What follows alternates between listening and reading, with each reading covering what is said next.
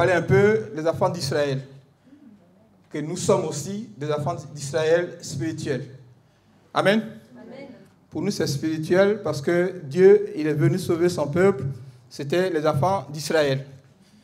Mais cela est arrivé à nous, à l'histoire de la gloire. Amen. Amen. On va dire des choses ce matin, mais soyez attentifs. Parce que quand je dis Amen, répondez-moi. Là, comme ça, au moins, j'ai le courage de vous parler. Voilà. Bah, si vous ne répondez pas, c'est pour me dire de quitter là où je suis. Voilà, donc soyez vraiment vigilants de ce côté, de me répondre. Amen. Amen. Bon, ça vient. Alors, on va parler des enfants d'Israël. Cela s'est passé dans le désert, bien-aimé. Que nous sommes les enfants d'Israël spirituels.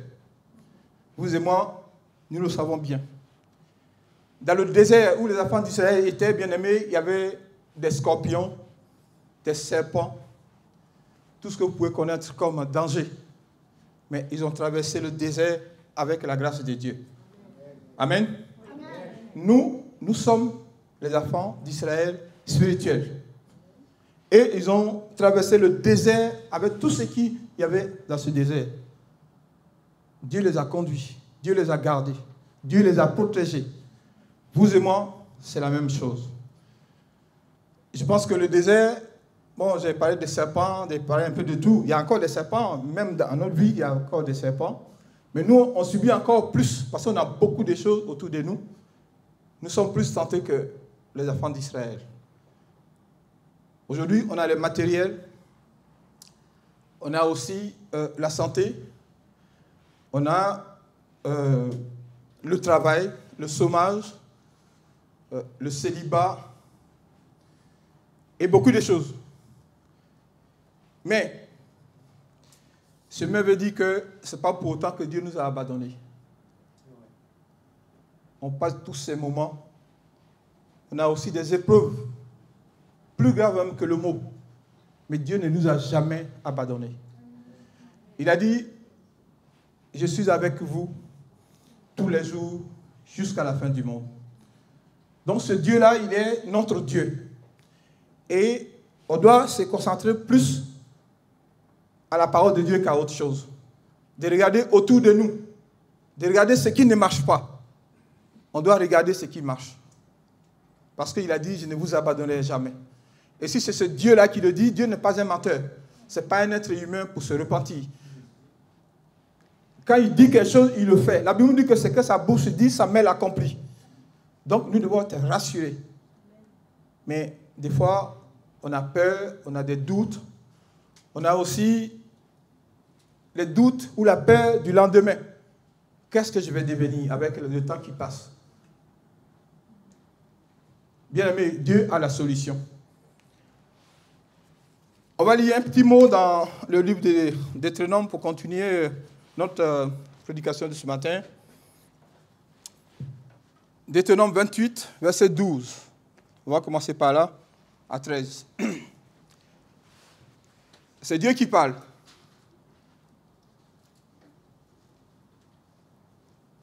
L'Éternel, c'est Moïse qui parle à travers de la parole. Et il parle de l'Éternel. Amen. L'Éternel t'ouvrira son bon trésor, le ciel, pour envoyer ton pays de la pluie à son temps. Et pour bénir tout le travail de tes mains. Alléluia. Amen. Alléluia. Amen. Dieu t'ouvrira son trésor. Bien-aimés, vous et moi, quand on parle du trésor, c'est quelque chose de plus. Amen. Amen. Tu ne peux pas souffrir. Mais quand tu cherches le Coca-Cola, tu vas chercher jusqu'à combien de temps? Et toi-même, tu vas commencer à aider Dieu. Que non, Dieu ne m'écoute pas, donc moi, bon, je vais prendre quelque chose. Bien-aimé. Il a dit, il t'ouvrira le trésor. Bien-aimé, cette parole doit rester dans le cœur de ses enfants. Et il envoie la pluie à son temps. Ça veut dire beaucoup de choses. Bien-aimé. Beaucoup de choses. Aujourd'hui, tu doutes parce que tu ne trouves plus du boulot. Ou bien le boulot que toi, tu voulais, ce n'est pas ça. et Dieu te donne autre chose, tu n'es pas content. Bon, tu es obligé de prendre, mais ce n'est pas ce que tu voulais. Mais Dieu t'a donné ça. Et ce que Dieu te donne, la Bible dit que Dieu, ce qu'il donne, ne se fait suivre d'aucun chagrin. Tu vois? Donc, mais si tu as l'abondance, Dieu n'est pas contre la richesse, hein, ni l'abondance. Puisqu'il veut que nous soyons dans la joie. Mais il ne faut pas prendre que seulement l'abondance, bien-aimé. Dans le désert où les enfants d'Israël étaient, et Dieu les a parlé, il y avait tout, comme je l'ai dit. Les serpents, ça peut être les difficultés sur la terre aujourd'hui. Tu peux ne pas avoir un bon boulot ou bien un toit pour dormir. Mais ce n'est pas pour ça que Dieu t'a oublié. Il a dit, je suis avec vous tous les jours jusqu'à la fin du monde. Ce mon trésor, chacun de nous connaît le trésor. Comme des fois le trésor est protégé. Dieu veut t'ouvrir ça. Là où on est assis, tout de suite, on dit, bon, écoute, dans le 7e, c'est là-bas où j'habitais avant. Là, il y a la Banque de France là-bas. On lui dit, bien aimé, quand vous sortez ici, allez-y directement à la Banque de France, c'est ouvert. Prenez tout ce que vous voulez. Je pense que même avant que le culte ne parte, d'autres vont sortir avant. Pour aller attendre devant pour qu'on ouvre. Bien aimé. C'est quelque chose, tu vois. Dieu veut t'ouvrir le trésor et il envoie la pluie à son temps. Pour continuer dans ce qu'on va dire, il y a 2-3 mois derrière, je crois, non 4 mois, si les frères avec qui on prie les mercredis soirs. Dans mon village, tout était sec. Il n'y avait pas de pluie. Il ne pleuvait pas. Pourtant, bon, il y a des fois à côté, il pleut de temps en temps, mais chez nous, tout était sec. Et les puits commençaient aussi à se vider. Ce jour-là, j'ai donné le sujet de prière et le pasteur a annoncé. Il y a une sœur, Sandrine, qui a pris la parole, qui a prié à Dieu. Ça, je ne peux pas oublier. Elle a prié que Dieu doit envoyer la pluie. Une semaine après, bien aimé, jusqu'à aujourd'hui, même la pluie a enlevé même les ponts. Pour vous dire, alors, mon grand frère m'a dit, mais il dit, petit frère, mais attends, c'est vrai, vous avez prié, mais là, on a des soucis. Il a dit, quel souci tu as? Tu veux que Dieu arrête la pluie? Donc, tu vois, ce qu'on demande à Dieu, lui, il est patient, mais quand il te donne vraiment.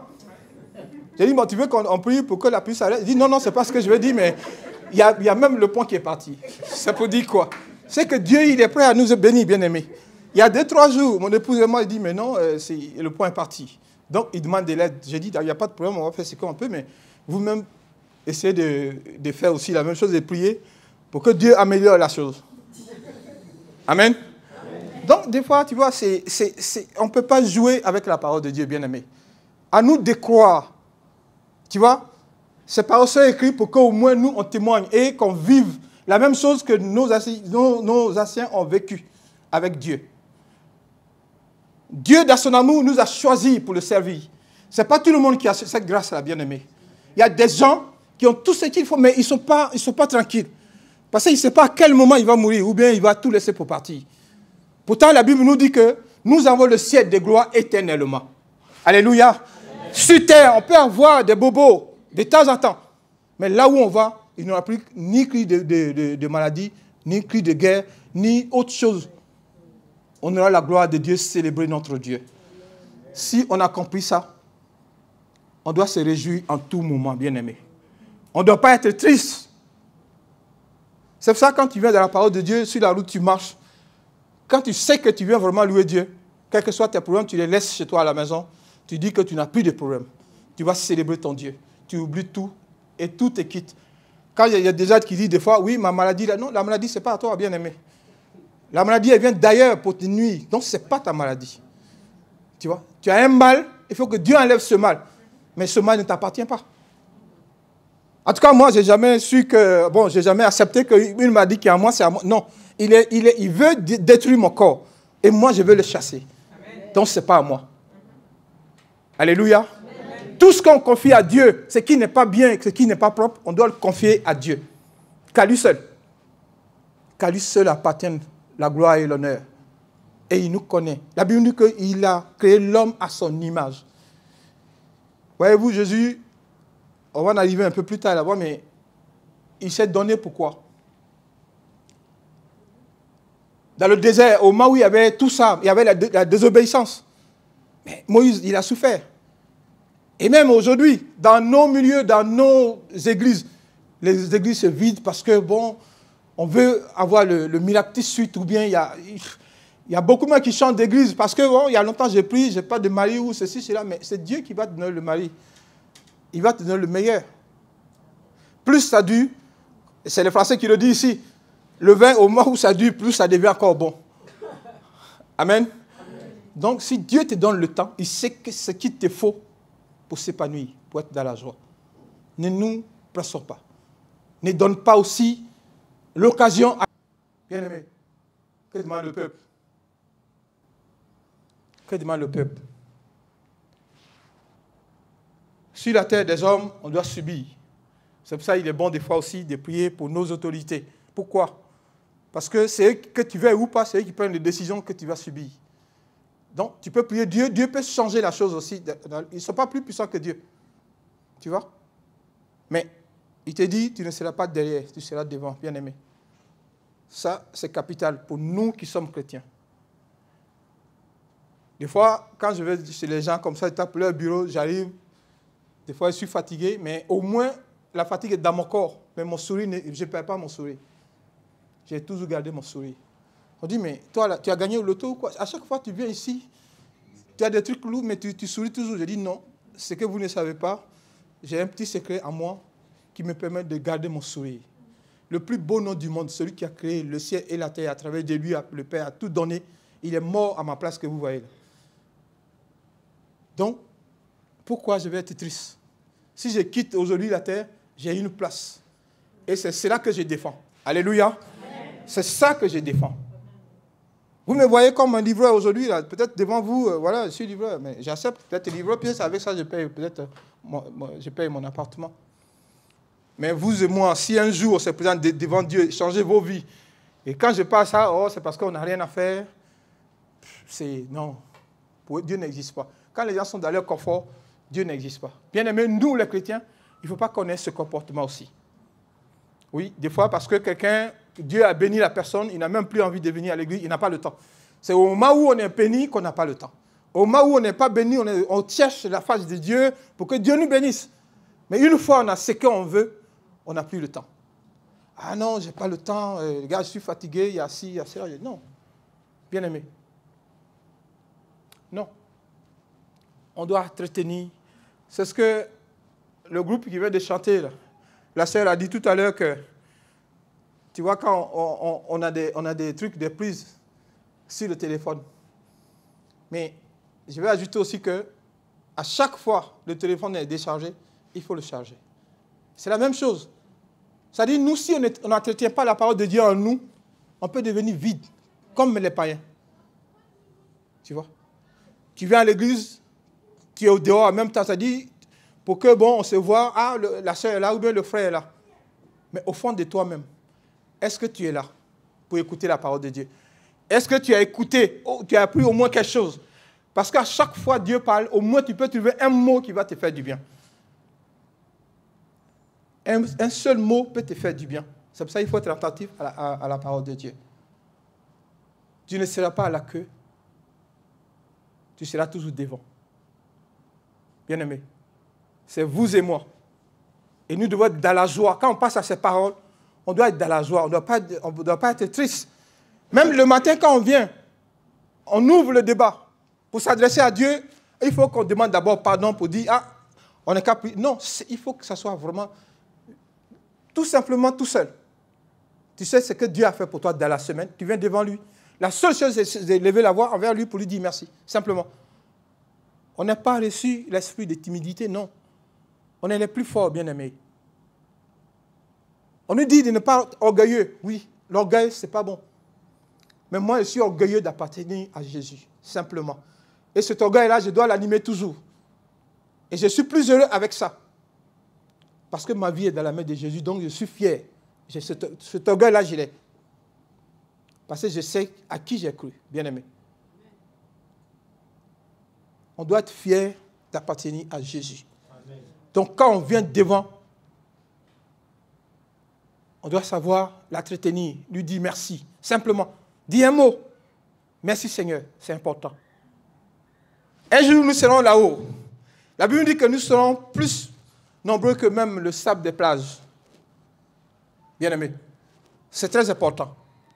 Donc, ce qui revient à dire qu'on n'est pas seul. Il n'y a pas que nous seuls qui vont partir au ciel. Chacun doit entretenir de bons rapports avec celui qu'on veut, rejoindre un jour. Parce qu'on ne sera pas éternel, c'est ça. Sinon, on peut rester là, on peut rester dans notre confort. Mais on ne sera pas dedans éternellement. On vieillit, les enfants naissent, d'autres vieillissent et tout ça. Tout à l'heure, ma soeur m'avait dit que, mais c'est ta fille ça. J'ai dit oui. Il dit, la petite soeur qu'on avait vue, j'ai dit oui, elle a grandi. Tu vois? Même Joseph, qui était le dernier, il nous a dépassés, nous tous.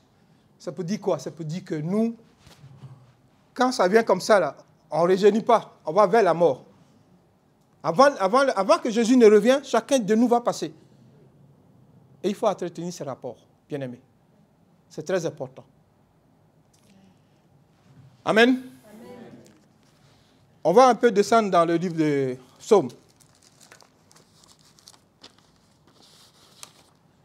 On est dans le même passé, hein, je pense qu'on aura la même chose. Alors, Psaume 33, verset 12.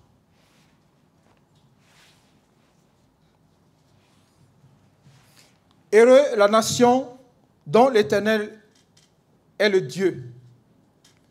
Heureux le peuple qui choisit pour son héritage. Alléluia. Amen. Alléluia.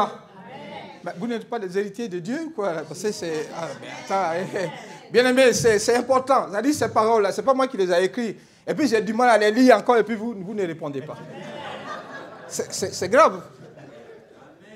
Il dit, vous serez les versets 3 et 4. Oui. Béni soit Dieu, le Père de notre Seigneur Jésus-Christ. Tu peux continuer. Qui nous a bénis de toutes sortes de bénédictions spirituelles dans les lieux célestes. Alléluia. Amen. Alléluia. Bien-aimé, on est béni au-delà. C'est pour ça que quelqu'un peut t'amener où il veut. Il peut faire ses fétiches, t'envoyer où il veut. Là-bas où il va mettre les fétiches, tu es béni déjà là-bas, donc il ne peut rien faire contre toi. Alléluia. Amen. Là où il va se cacher pour te faire du bien, là est béni pour toi déjà. Amen. Donc tu n'as pas à craindre quoi que ce soit. Nous sommes bénis de toutes sortes de bénédictions spirituelles dans les lieux célestes. Dans la vie courante, on est bénis. Bien-aimés, nous n'avons pas besoin d'avoir peur. Rassurons-nous que celui qui nous a aimés est au-dessus de toutes choses. Celui qui nous a aimés avant la fondation du monde, c'est écrit, est au-dessus de toutes choses. On n'a pas besoin d'avoir peur. Est-ce que vous le croyez? Amen. Est-ce que vous le croyez? Amen. Est-ce que vous le croyez? Amen. Est-ce qu'on est ensemble?